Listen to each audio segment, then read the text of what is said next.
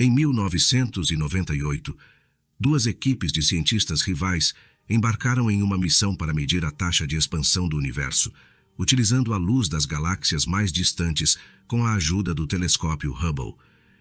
Eles iniciaram suas investigações esperando encontrar a expansão do universo desacelerando em um caminho rumo à paralisação total, à medida que a matéria no interior exerce uma influência gravitacional que puxa contra a força expansiva, destinada, em última análise, a levar o universo ao colapso. No entanto, quando as equipes analisaram a luz das galáxias mais distantes de nosso universo, ambas ficaram chocadas ao chegar à mesma conclusão. O espaço não está apenas se expandindo, sua expansão está acelerando. A taxa na qual o espaço está acelerando tem aumentado ao longo do tempo, apesar da enorme influência gravitacional contracionista exercida pela teia cósmica. Isso significa que, se a energia da gravidade for insuficiente para reunir o universo, então deve existir uma parte adicional e oculta da energia do universo que empurra para fora, de uma maneira que supera a gravidade em escalas maiores. A fonte dessa energia misteriosa é a base de nosso vídeo hoje. Representa um dos maiores mistérios astronômicos das últimas 2 décadas, e compreendê-lo pode nos ajudar a saber para onde este universo está indo. É o mistério da energia escura. Energia escura é o termo dado a uma porção misteriosa e desconhecida da energia do universo, não classificável como matéria, radiação ou matéria escura, que é atribuída à expansão acelerada do espaço. Assim como a matéria escura, a energia escura nunca foi conclusivamente comprovada ou detectada diretamente. Sua existência é inferida através do comportamento do espaço em grandes escalas. Há evidências convincentes que sugerem que nosso universo se expandiu mais na segunda metade de sua vida, particularmente acelerando nos últimos 5 bilhões de anos mais ou menos. E se esse for o caso, então simplesmente deve haver uma energia adicional no espaço, que empurra para fora, para impulsioná-lo. Se a matéria, radiação e matéria escura fossem as únicas energias no universo, então a gravidade seria a força dominante, exercendo uma influência atrativa que eventualmente faria o universo encolher. O fato de estarmos testemunhando o oposto disso, apesar da tremenda gravitação da teia cósmica, sugere que mais do que o dobro de energia deve existir na forma de uma força antigravitacional, com pressão negativa, uma energia escura. Na ausência de massa indutora de gravidade, a energia escura exerce uma força repulsiva que empurra para fora, manifestando-se na forma de tensão no espaço. Em escalas locais, essa tensão é extremamente fraca, análoga a um grão de areia por volume do espaço do tamanho da Terra. Portanto, mesmo a influência gravitacional mais leve é suficiente para suprimir os efeitos da energia escura e anular a expansão. E, portanto, não sentimos sua influência em nenhum lugar onde há um campo gravitacional significativo, como a Terra, o Sistema Solar, a galáxia e até mesmo todo o nosso grupo galáctico local. No entanto, acredita-se que essa substância preencha todo o espaço entre as galáxias, e nas maiores escalas macro-universais, o efeito cumulativo dessa tensão de pressão negativa é o que se acredita estar acelerando o crescimento do espaço, contribuindo para uma expansão 9% maior e aumentando. Auxiliado pela energia escura, o universo agora está dobrando de tamanho a cada 10 bilhões de anos mais ou menos, mas para que fim, ninguém sabe. As interpretações mais simples da energia escura descrevem-na como uma propriedade consistente e intrínseca do próprio espaço vazio. Não um campo de energia, mas sim uma densidade de energia, uma energia de repouso onipresente para o quase vácuo do espaço. Essa ideia remonta a mais de um século a Albert Einstein e sua teoria geral da relatividade de 1915. A relatividade geral é uma descrição abrangente da gravidade, da natureza do espaço e do tempo, e de suas relações, cujas previsões resistiram a mais de um século de análises, o que é irônico considerando que foram concebidas com base em um conceito fundamentalmente errôneo sobre o espaço. Na época da publicação da teoria, cientistas como Einstein acreditavam que o universo era estático. Eles ainda não haviam aceitado a ideia de outras galáxias, e viam o espaço como uma expansão ilimitada e eterna de estrelas espalhadas e gás nebular em todas as direções. Mas Einstein sabia que tal universo não permaneceria estático por si só. A gravidade induzida pela matéria no interior exerceria uma influência atrativa que, se não fosse considerada, faria o espaço contrair. Para alcançar um universo equilibrado que nem se expande, nem se contrai, o espaço precisaria de sua própria força antigravitacional para neutralizar esse colapso. E assim, em 1917, Einstein emendou sua teoria da relatividade para incluir a constante cosmológica, uma medida da energia do vácuo repulsiva do espaço vazio, denotada pelo caractere grego lambda. Einstein derivou uma solução muito específica para esta constante, que matematicamente seria exatamente suficiente para trazer um universo cheio de massa e gravidade para um equilíbrio estático. Porém, descobertas nos anos seguintes não apoiaram a noção de um universo estático. Em 1923, percebemos que outras galáxias existiam fora da Via Láctea, e até o final da década, percebemos que o espaço ao redor dessas galáxias está se expandindo. Logo ficou claro que o modelo de Einstein de um cosmos interminável e inalterável era falho. E em 1931, ele finalmente refutou seu modelo de universo estático com a constante cosmológica, levando-a para sua sepultura como a maior estupidez de sua vida. Ele então se juntou ao colega matemático Willem de Sitter, passando o ano seguinte desenvolvendo um novo modelo de um universo em expansão, com a constante cosmológica ajustada para zero. Lambda em si nunca foi totalmente descartada. O último prego no caixão do modelo estático foi, sem dúvida, a descoberta do universo em expansão, uma das descobertas mais importantes de todos os tempos. A noção de expansão cósmica foi proposta pela primeira vez por Georges Lemaître em 1927 e foi posteriormente confirmada por observações de acompanhamento pelo astrônomo Wilson Edwin Hubble, usando o então maior telescópio do mundo. Ao traçar os movimentos de 24 galáxias recém-descobertas nas proximidades, Hubble encontrou uma relação linear entre sua velocidade radial e sua distância da Terra. Em outras palavras, Hubble descobriu que quanto mais longe uma galáxia está, mais rápido ela parece se afastar da Terra. Sua conclusão foi que o próprio espaço está se expandindo, de uma forma que afasta as galáxias umas das outras cada vez mais. Como se fôssemos formigas em pé na superfície de um balão, quando o espaço vazio se expande, ele se expande em todos os lugares, esticando-se em todas as direções para criar mais espaço, aumentando os espaços entre as galáxias ao longo do tempo, enquanto deixa as próprias galáxias intactas. A cada segundo, o volume do universo aumenta. A constante de Hubble é nossa medida de quanto ele está crescendo, por segundo, por unidade de volume. Este valor tem sido objeto de uma busca científica de décadas, com várias técnicas usadas para chegar a estimativas diferentes. Por muito tempo, os cientistas não conseguiam concordar com uma previsão significativa, mas tudo isso mudou com o lançamento do telescópio Hubble. Apesar de alguns meses iniciais tumultuados de operação, o telescópio logo foi equipado com a capacidade de enxergar até a borda do universo observável, finalmente nos dando um campo de visão amplo o suficiente para limitar nossa primeira estimativa precisa, 72 km por segundo, per megaparsec. Um megaparsec é uma unidade de espaço, equivalente a 3,2 milhões de anos-luz. Isso significa que o espaço em nosso bairro extragaláctico imediato está sendo esticado a uma taxa de cerca de 72 km por segundo. Relativamente insignificante em uma escala de 3 milhões de anos-luz. Na verdade, as galáxias, Via Láctea e Andrômeda, estão sendo atraídas uma em direção à outra mais rapidamente pela gravidade, permitindo que colidam em cerca de 4 bilhões de anos, superando a força local de expansão. No entanto, a constante de Hubble é composta, 72 km por segundo por megaparsec. Isso significa que para cada 3,2 milhões de anos-luz mais distante da Terra que olhamos, as galáxias nesse espaço parecem se afastar mais 72 km por segundo.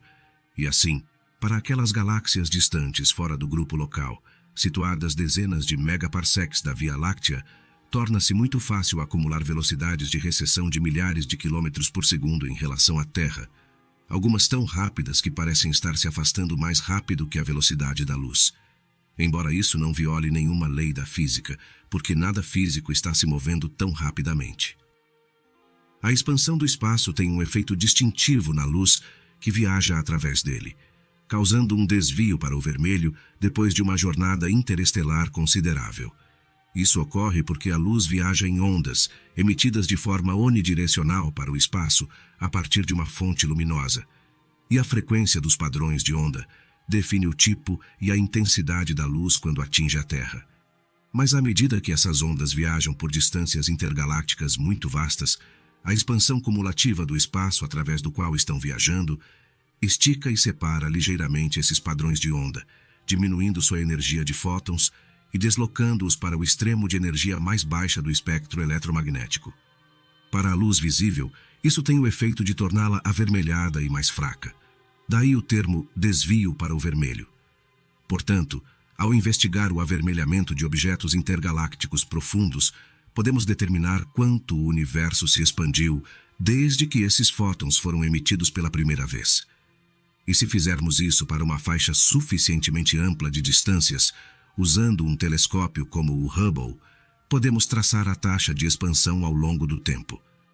O problema é que não podemos usar as próprias galáxias para medir com precisão os valores de desvio para o vermelho, porque as galáxias variam muito em luminosidade e brilho superficial. O que realmente precisamos é de uma vela padrão, algo com uma luminosidade consistente e conhecida que possamos comparar com seu brilho aparente para reverter a engenharia de uma distância. Mas, o que além de uma galáxia é comum o suficiente no espaço e consistentemente luminoso para elucidar 10 bilhões de anos de história cósmica? Não podemos usar quasares, porque eles também variam imprevisivelmente em luminosidade e brilho aparente. E então, em vez disso, precisamos olhar para as supernovas, e não para o tipo convencional de supernova, causada pelo colapso de uma estrela moribunda.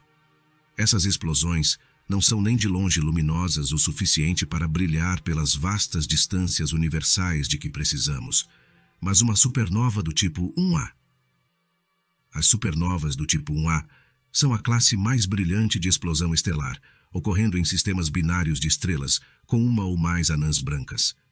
Anãs brancas são os núcleos expostos de estrelas, parecidas com o Sol, não suficientemente massivas para explodirem em supernova quando ficam sem combustível.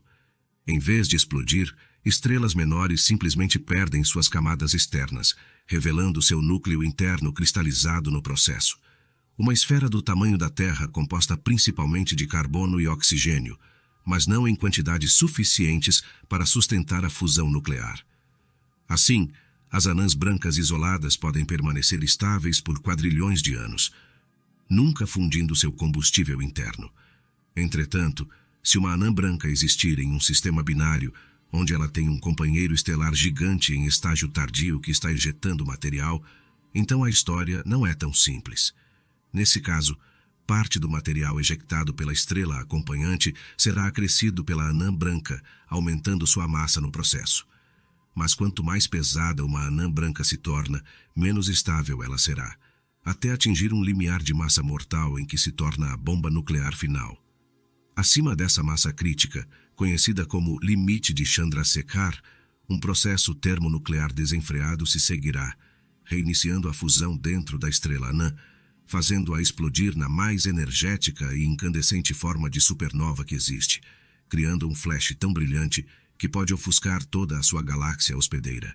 E porque essas explosões sempre ocorrem no mesmo limiar de massa, cerca de 1,44 vezes a massa do Sol, aproximadamente a mesma quantidade de massa é invariavelmente convertida em energia, dando a essa classe de supernova uma luminosidade de pico comum.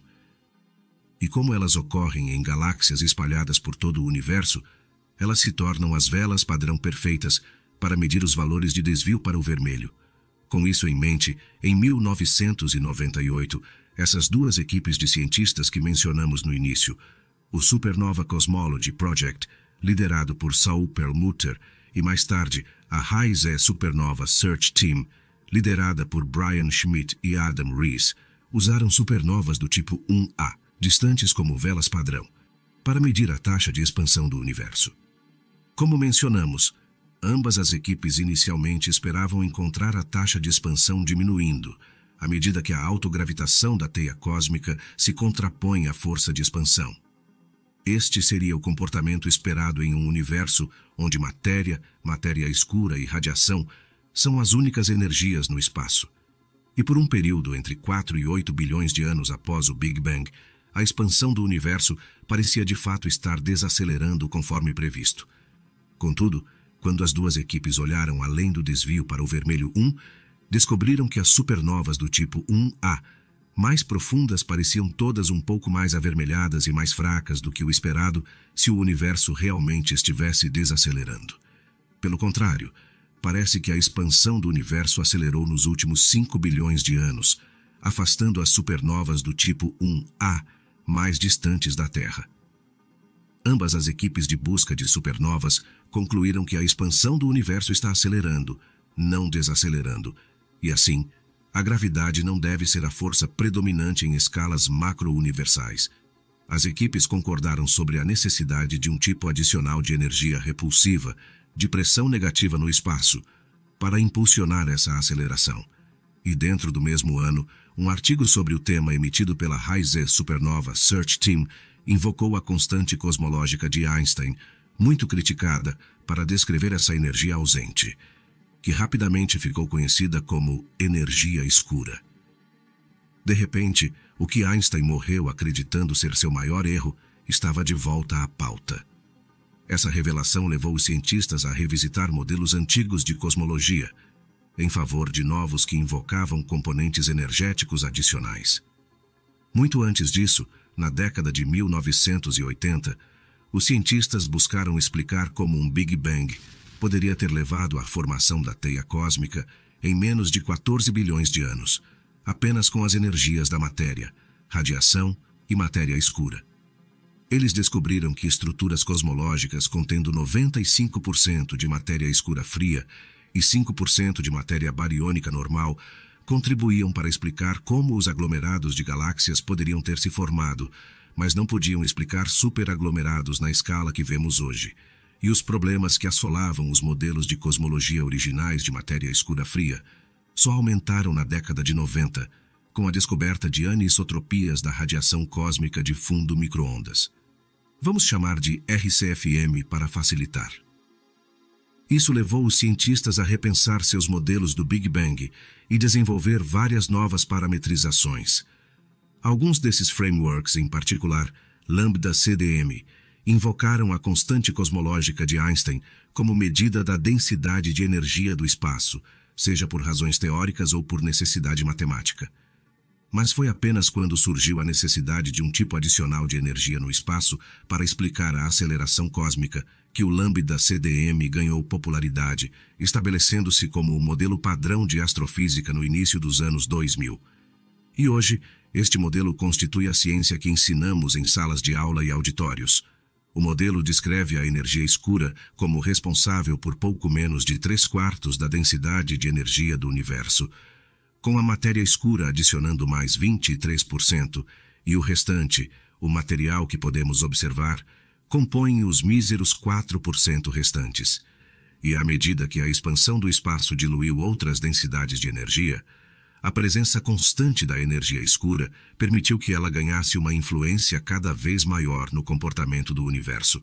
E cerca de 5 bilhões de anos atrás, essa energia se tornou a influência dominante em escalas universais, impulsionando o universo para a era dominada pela energia escura, que está em curso até hoje.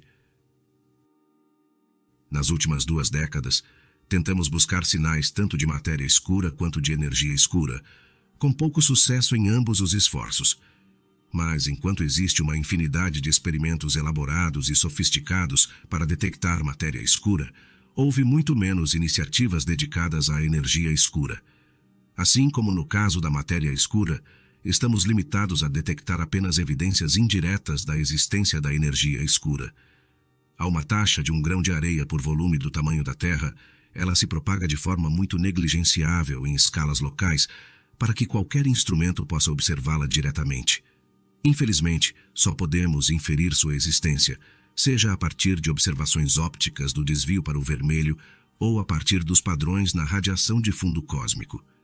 Quando se trata de sondar valores de desvio para o vermelho, a maioria das pesquisas sobre energia escura foi realizada usando os grandes observatórios espaciais da NASA, especialmente o telescópio Hubble e o telescópio Chandra, bem como alguns observatórios terrestres, como o telescópio anglo-australiano. Alternativamente, podemos estudar a RCFM para obter uma perspectiva não óptica sobre a energia escura, como uma imagem instantânea do cosmos. Quando ele tinha apenas 379 mil anos, essa radiação relíquia fornece uma configuração inicial para o universo jovem, que podemos comparar com o espaço que vemos ao nosso redor hoje, fornecendo outro ângulo para medir a expansão cósmica. Várias missões, principalmente a Cosmic Background Explorer da NASA, seu Wilkinson Microwave Anisotropy Probe e, mais recentemente, o satélite Planck da Agência Espacial Europeia, mapearam essa radiação antiga em detalhes cada vez maiores, revelando suas pequenas flutuações de temperatura, também conhecidas como anisotropias. As anisotropias da radiação de fundo cósmico fornecem seus próprios meios para estudar a energia escura, pois refletem a estrutura do universo em um estado muito menos expandido. Em vez da teia cósmica, vemos padrões de oscilação acústica bariônica, ondas sonoras que ocorreram no fluido fóton-bárion precoce do universo. Como abordamos no último vídeo, logo após o Big Bang, o universo foi inundado por um oceano de matéria e radiação entrelaçadas. À medida que a gravidade da massa lutava com a pressão da radiação, padrões de ondas sonoras acústicas se propagavam através do plasma semelhante a fluido, resultando em pequenos desequilíbrios em sua densidade.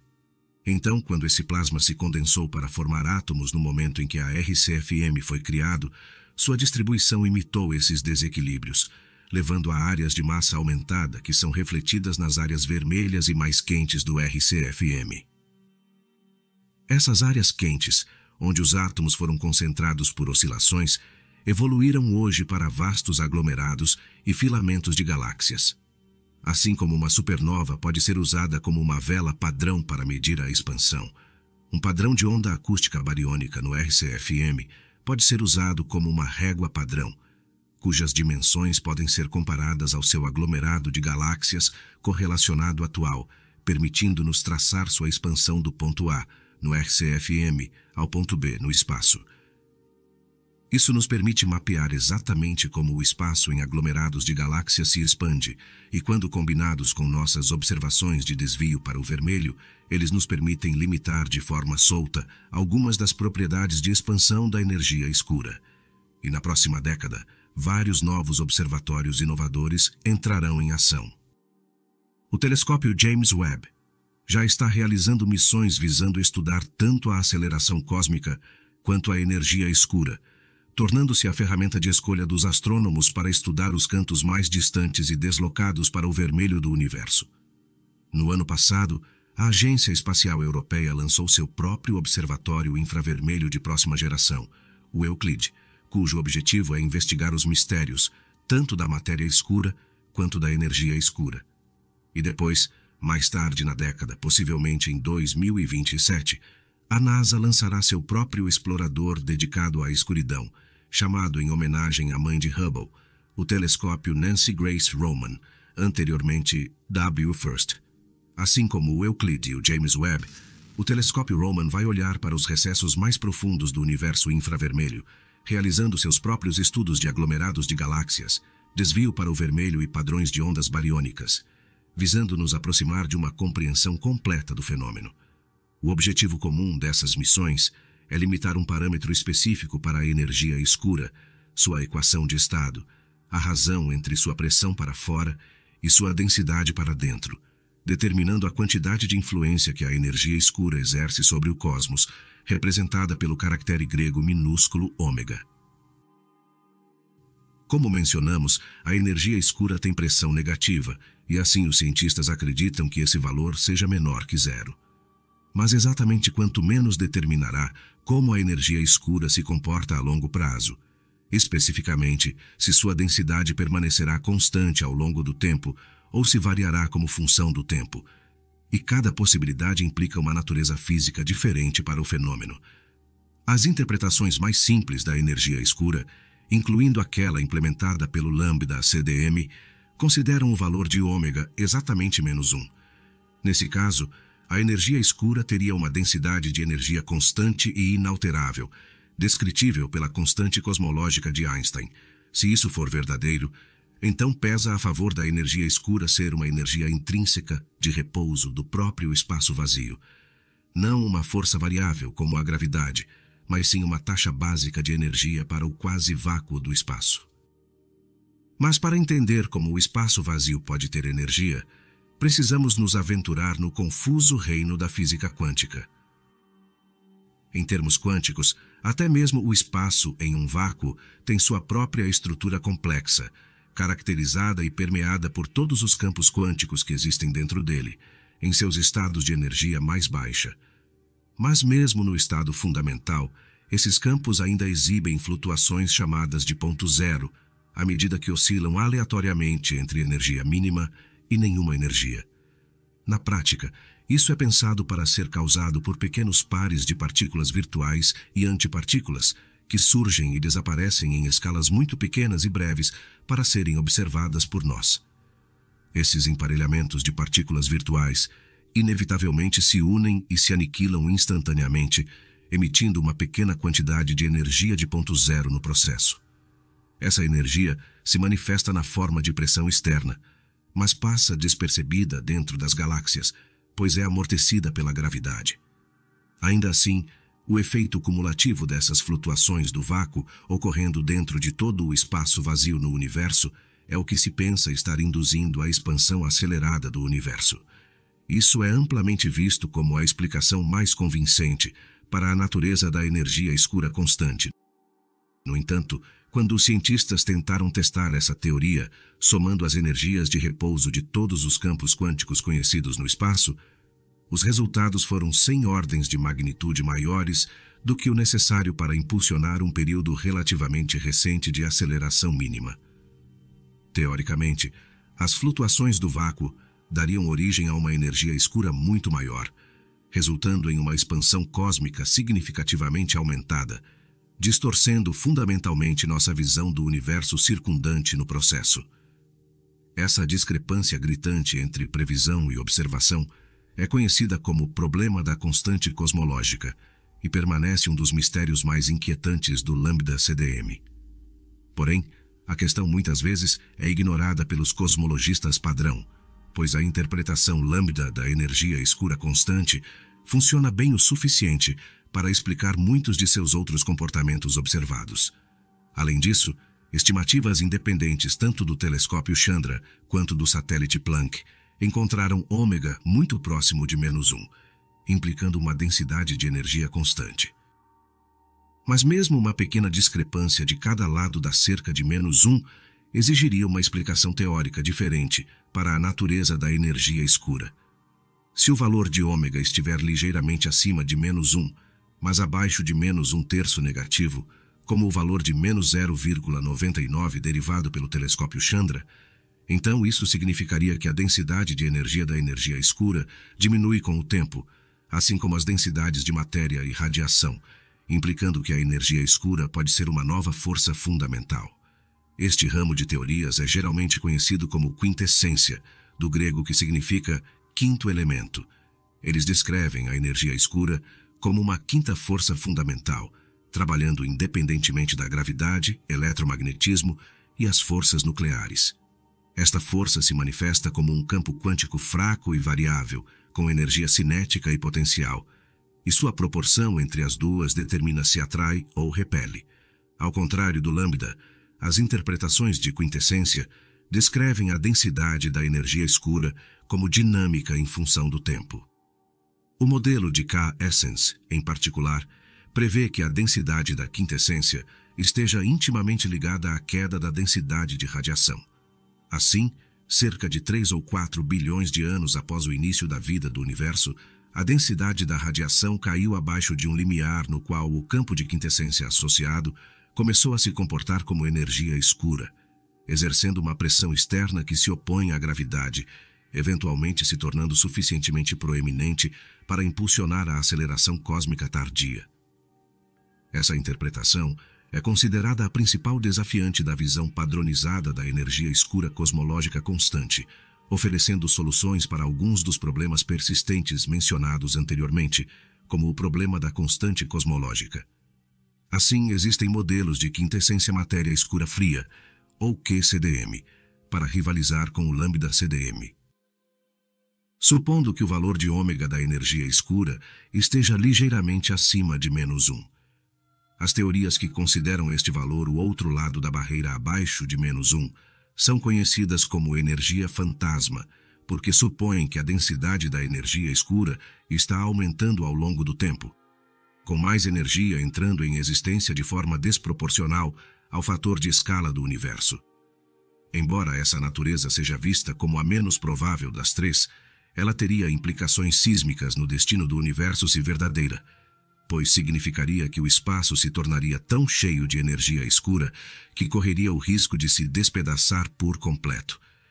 Isso destruiria completamente o universo em expansão contínua em um evento conhecido como o Grande Rasgo, uma das 4 possíveis maneiras pelas quais nosso universo é teorizado para terminar.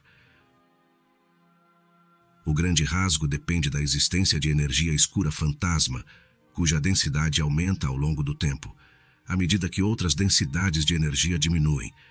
Isso resultaria em uma tensão e expansão exponencialmente crescentes, levando o universo a tamanhos insondáveis. Se a densidade da energia escura aumentar ao longo do tempo, então também aumentará a força de sua pressão negativa. Como mencionamos anteriormente, atualmente, a força antigravidade da energia escura não é suficientemente substancial para afetar estruturas gravitacionalmente ligadas, como nossa galáxia. Entretanto, se sua influência estiver aumentando ao longo do tempo, então, eventualmente, até mesmo as galáxias sucumbirão à força expansiva. A energia escura fantasma veria sua força aumentar tanto, de fato, que toda estrutura no universo, até mesmo os átomos, se dissolveriam e se dispersariam sob o estiramento inimaginável do espaço em expansão quase infinita. O tempo que esses eventos levariam para se desenrolar depende de quão abaixo de -1 o valor de ômega está. Se ele estiver apenas ligeiramente abaixo, por exemplo, -1,028, como estimado pelo satélite Planck, então o Grande Rasgo aconteceria eventualmente, mas apenas após uma quantidade implausível de tempo. Mas digamos, por exemplo, que o verdadeiro valor de ômega seja, na verdade, -1,5, então o Grande Rasgo aconteceria em cerca de 22 bilhões de anos, embora seus efeitos mais destrutivos não fossem sentidos até relativamente perto do final. Nos últimos 50 milhões de anos antes do Grande Rasgo, as galáxias seriam irreversivelmente separadas umas das outras, desconectadas causalmente por distâncias intergalácticas que estão se expandindo mais rápido do que a velocidade da luz. E a partir deste ponto, até mesmo as galáxias começariam a se desintegrar sob a influência da pressão negativa. Ao longo de dezenas de milhões de anos, as estrelas gradualmente se perderiam na maré cósmica, até que as galáxias fossem dispersadas completamente, e até mesmo as estrelas em si mesmas estivessem desconectadas causalmente, confinadas ao seu próprio bolsão de espaço, em expansão constante, maior do que todo o nosso universo observável atual. Nos últimos 3 meses antes do Grande Rasgo, essas últimas estrelas sobreviventes teriam seus planetas arrancados de suas órbitas circulares, antes de longos períodos de separação de todos os corpos celestes uns dos outros. Nos minutos finais, até as próprias estrelas e planetas começariam a desintegrar-se em moléculas e átomos individuais. No último microsegundo, até mesmo os átomos se desintegrariam em moléculas e átomos individuais. Isso resultaria em uma expansão tão agressiva e imparável que cada partícula resultante seria então instantaneamente lançada em sua própria área de espaço quase infinito, destinada a nunca encontrar outra partícula.